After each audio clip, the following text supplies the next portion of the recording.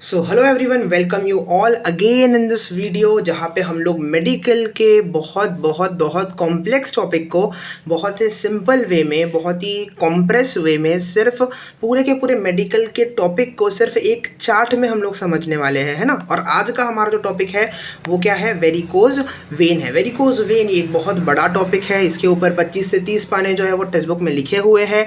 10-10, 20-20 पन्नों के इसके नोट्स बनते हैं।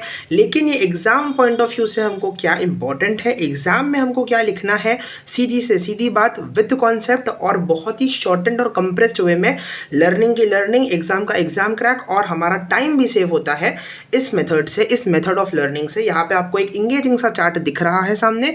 इसी चार्ट के थ्रू हम लोग ये टॉपिक को कंप्लीट करने वाले हैं ना। तो आज का टॉपिक है वेरिकोज वेन। वेरिकोज वेन जो है ये एक वेनस डिफॉल्ट है, वेनस एबनॉर्मेलिटी है, वेनस सर्जिकल एबनॉर्मेलिटी है ना। तो ये वेन क्या है? वेन एक basically type of blood vessel है ना। हमारे पास दो टाइप की ब्लड वेसल होती है, एक हमारे पास होती है आर्टरीज और एक हमारे पास होती है वेन्स। ठीक है, तो मैं आपको एग्जांपल देके बताता हूँ। For example, this is the artery and this is the when.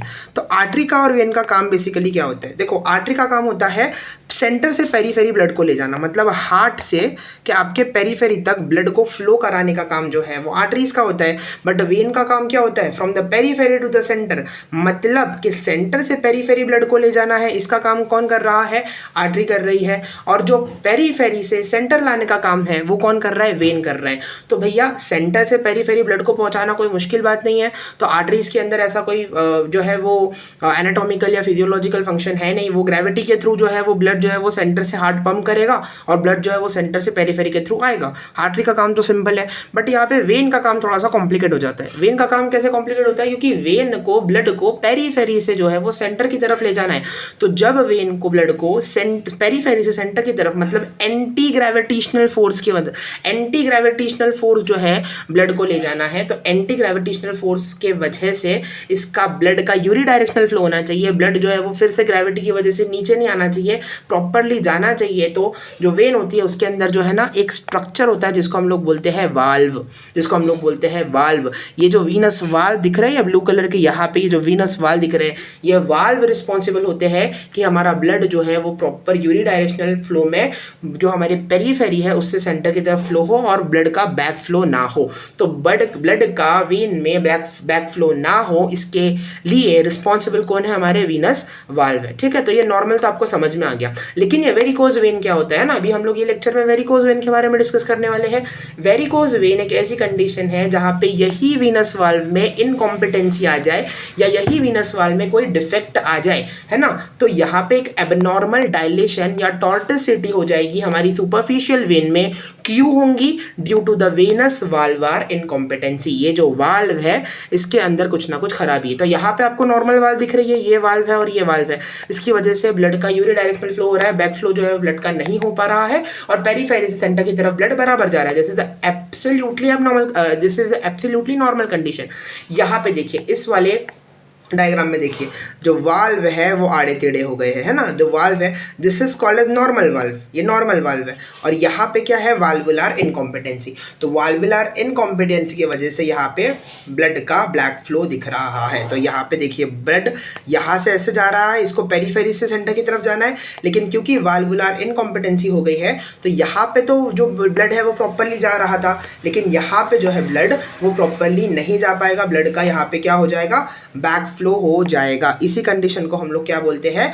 Varicose vein बोलते हैं। तो यहाँ पे क्या हो जाएगा? क्योंकि ब्लड का बैक फ्लो हो जाएगा, तो यहाँ पे जो ब्लड नॉर्मली ऊपर जा रहा था, क्योंकि वाल्वुलर इनकॉम्पिटेंसी है तो ब्लड ब्लैक फ्लो हो जाएगा और ब्लड का यहाँ पे हो जाएगा स्टैसिस, यहाँ पे ब्लड का हो जाएगा एक्यूमुलेशन, जिसकी वजह से ये पूरा के पूरा वेन का जो सेगमेंट है इसमें आ जाएगी एबनॉर्मेलिटी। और वही एबनॉर्मेलिटी को हम लोगों ने क्या बोला है? वेरिकोज वेन बोला है। तो आई होप सो कि आप लोगों को ये जनरल एनाटॉमिकल स्ट्रक्चर्स और ये यहाँ पे इसकी जो डेफिनेशन है वो समझ में आ गई। तो varicose vein is basically due to the valvular incompetency, जहां पे यूनिडायरेक्शनल फ्लो हो रहा था, पेरीफेरी से सेंटर ब्लड नॉर्मली जा रहा था, ये वाल्व खराब हो गए, इसकी वजह से यूनिडायरेक्शनल फ्लो नहीं है, ब्लड पेरीफेरी से सेंटर तो जा रहा है, उसके साथ साथ ब्लड का बैक फ्लो भी हो रहा है। और ब्लड के बैक फ्लो की वजह से इस पर्टिकुलर सेगमेंट में ब्लड जो है वो स्टासिस हो गया है, ब्लड का जमा हो गया है, ब्लड जो है उसका थक्का बन गया है, जिसकी वजह से इस पर्टिकुलर सेगमेंट ऑफ वेन में कुछ एबनॉर्मेलिटी होंगी और वही एबनॉर्मेलिटी को मैंने क्या बोला है? वेरिकोज वेन बोला हुआ हुआ है। अब जनरली हमारी वेन 3 टाइप की होती है, सुपरफिशियल वेन होती है, डीप वेन होती है, परफोरेटिंग वेन होती है। क्या होता है? सुपरफिशियल वेन जो कि स्किन सरफेस के सबसे नज़दीक है ना, उसको हम लोग बोलेंगे सुपरफिशियल वेन। जो कि डीपर जो है वो है, मतलब अकर इन अ डीपर वेन, जो डीप लेग के सेगमेंट में या कोई भी बॉडी के सेगमेंट में बहुत अंदर है, that is a deep vein. ठीक है, जो नाम से समझ में आ रहा है डीप वेन। परफोरेटिंग वेन ऐसी वेन होती है जो कि सुपरफिशियल वेन और डीप वेन को कनेक्ट करने का काम करती है, उसको हम लोग बोलते हैं परफोरेटेड वेन। तो यहाँ पे अपने को मेन 3 टाइप के वेन्स का वेन समझ में आ गई है, कौन सी 3 टाइप की वेन अपने बॉडी में होती है, और यहाँ पे अपने को वेन की जनरल एनाटॉमी समझ में आ गई है, और यहाँ पे अपने को वेरिकोज वेन की जनरल एबनॉर्मेलिटी समझ में आ गई है। ठीक है, सो ये अपने को वेरिकोज वेन समझ में आ गया। अब मेनली वेरिकोज वेन के फैक्टर्स क्या क्या है, क्यों वेरिकोज वेन होगा, क्या एटियोलॉजिकल फैक्टर्स है जिसकी वजह से वेरिकोसिटी पेशेंट में हो सकती है। सबसे पहले तो वीक्ड वाल्व। ठीक है, वीक्ड वाल्व का मतलब क्या होता है कि जो वेन के वॉल्स है, जो वेन के वॉल है उसके अंदर वीकनेस आ जाएंगी, जिसकी वजह से जो इलास्टिसिटी है वेन के वॉल की जो इलास्टिसिटी है, वो इलास्टिसिटी कहीं ना कहीं कम हो गई, जिसकी वजह से जो वेन के वॉल है उसमें वीकनेस आ जाएगी, जिसकी वजह से वेरिकोसिटी वेन में हो सकती है। सेकंड कंडीशन कि अगर लेग और एब्डोमेन के ऊपर प्रेशर ज़्यादा हो जाए, उस कंडीशन में भी वेरिकोसिटी हो सकती है। जनरली वेरिकोसिटी के चांसेस फीमेल में ज़्यादा होते हैं, क्योंकि फीमेल के अंदर ईस्ट्रोजन प्रोजेस्टेरोन नामी हार्मोन्स होते हैं। ये जो है जनरली वेजोडाइलेटर्स का मतलब क्या, ऐसी चीज़ें जो वेसल्स को डायलेट करती है। तो ईस्ट्रोजन और प्रोजेस्टेरोन एक ऐसे हार्मोन है जो हमारी वेसल्स को, ये नॉर्मल वेसल है लेकिन इसको डायलेट करने का काम करेंगे। डायलेट करने का काम करेंगे तो अल्टीमेटली यहाँ पे ब्लड ज़्यादा आएगा तो यहाँ पे प्रेशर ज़्यादा पड़ेगा तो अगेन वेन की जो वॉल है उसमें क्या हो जाएगा, वीकनेस आ जाएगी, और वेन की वॉल में अगर वीकनेस आ गई तो वो वेरिकोसिटी के लिए रीजनेबल हो सकता है। उसके अलावा जेनेटिक फैक्टर भी हो सकता है, ओबेसिटी है ना, जैसे मैंने आपको बताया कि प्रेशर पड़ेगा लेग पे, अगर ओबेज है बंदा तो ग्रेविटी के वजह से पूरा बॉडी का प्रेशर पैर पे आ रहा है ना, तो यहाँ पे भी जो वेरिकोसिटी है वो लेग में मेजरली प्रॉब्लम बन सकती है।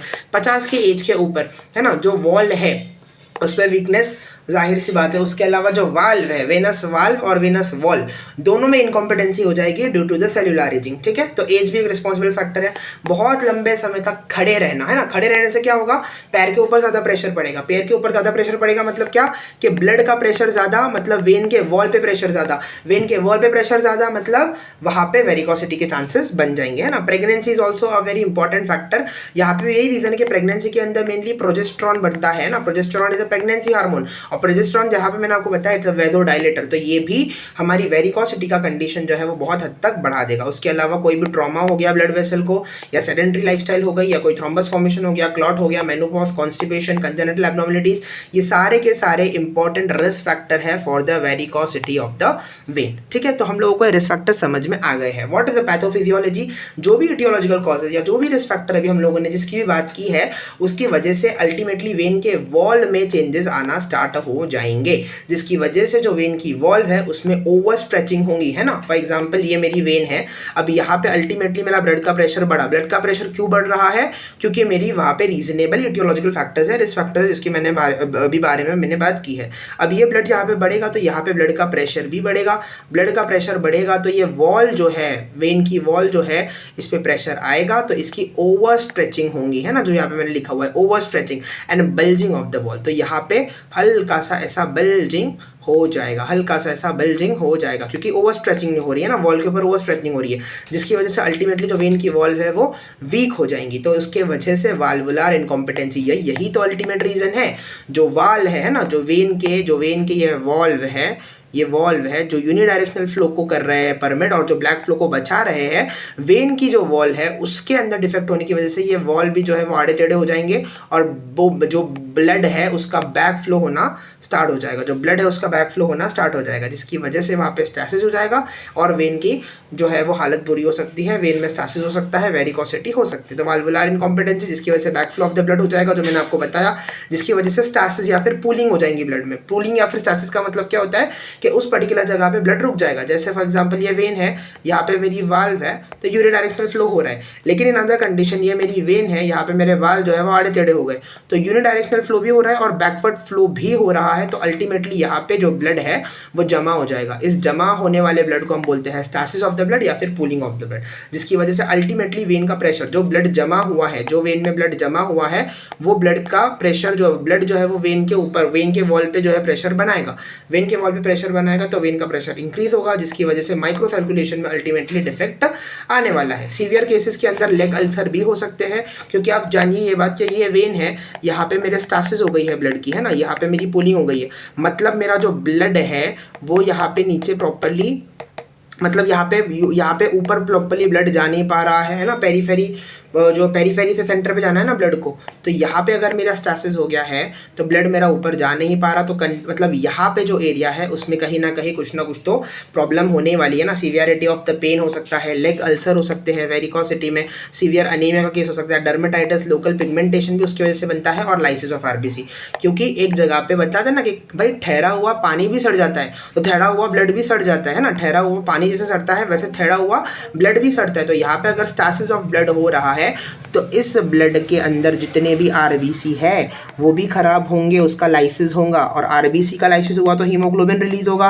हीमोग्लोबिन का लाइसिस अगर हुआ तो आपका हीमोसिड्रिन बनने के चांसेस होते हैं, जो कि एक ब्राउन पिगमेंटेशन बना देता है, तो इस पर्टिकुलर जगह की स्किन के ऊपर ब्राउन पिगमेंटेशन अपीयर हो जाएगा, जो यहाँ पे लिखा हुआ है लोकल पिगमेंटेशन, क्योंकि लाइसिस ऑफ आरबीसी हो रहा है। तो आई होप सो कि आपको पूरी पैथोफिजियोलॉजी समझ में आई है, वेरिकोसिटी किस तरीके से होती है, अल्टीमेटली वेनस जो वाल्व है उसमें इनकॉम्पिटेंसी आ जाएंगी, जिसकी वजह से back flow of the blood जो नहीं होना चाहिए वो होगा, उसकी वजह से स्टासिस ऑफ द ब्लड होगा, और उसकी वजह से ही वेनस का प्रेशर इंक्रीज होगा और वेरिकोसिटी के चांसेस पेशेंट में बढ़ जाएंगे, है ना। दो इंपॉर्टेंट कैरेक्टरिस्टिक कंडीशंस के बारे में हम लोग डिस्कस करते हैं, एक है वेरिकोज वेन, एक है स्पाइडर वेन।